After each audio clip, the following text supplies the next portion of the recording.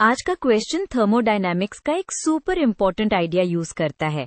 हम पहले latent heat of vaporization define करेंगे, फिर उसे यूज करके समझेंगे कि सीम 100 डिग्री सेल्सियस पर स्टीम ज्यादा डेंजरस क्यों होती है compare to boiling water. Let us use a simple diagram to make the relationship easier to see. सबसे पहले डेफिनेशन क्लियर करते हैं।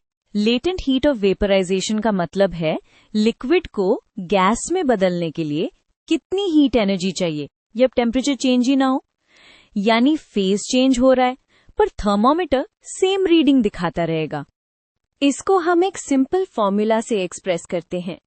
आइडिया ये है कि रिक्वायर्ड हीट मास के साथ डायरेक्टली प्रोपोर्शनल होती है और प्रोपोर्शनैलिटी कांस्टेंट होता है लेटेंट हीट।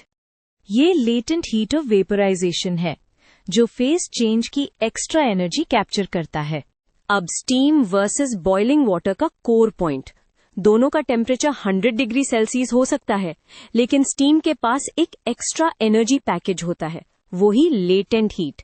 जब स्टीम स्किन को टच करती है वो कंडेंस होके लिक्विड बन जाती है और फेज चेंज के टाइम पर बहुत सारी एनर्जी सीधा स्किन को रिलीज होती है। बॉइलिंग वाटर के केस में ऐसा कंडेंसेशन स्टेप ही नहीं होता, वो मोस्टली सिर्फ कूल डाउन होके हीट ट्रांसफर करता है। नंबर से इंट्यूशन और स्ट्रांग हो जाती है। 1 ग्राम स्टीम अगर कंडेंस हो जाए तो सिर्फ फेज चेंज से ही अराउंड 2260 जूल्स पर ग्राम जितनी एनर्जी निकल सकती है। उसके बाद जो कंडेंस वाटर है वो 100 से स्किन टेम्परेचर तक कूल होगा तो और हीट देगा। कंपेयर करो, बॉइलिंग वाटर सिर्फ कूलिंग वाला पार्ट दे रहा होता है, लेटेंट हीट वाला ह्यूज पार्ट मिसिंग होता है, इसीलिए बर्न ज्यादा सिवियर होता है।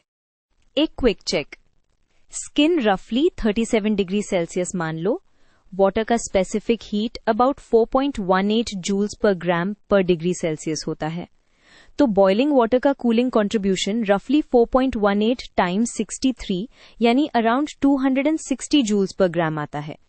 स्टीम उसके ऊपर लेटेंट हीट से already 2260 joules per gram add कर देता है, प्लस सेम कूलिंग, यानी टोटल ऑलमोस्ट 10 टाइम्स के आसपास, इसीलिए steam burns much verse.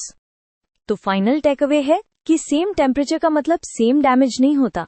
Steam जब कंडेंस होती है वो हिडन एनर्जी रिलीज करती है और फिर लिक्विड बनके और कूल डाउन होती है।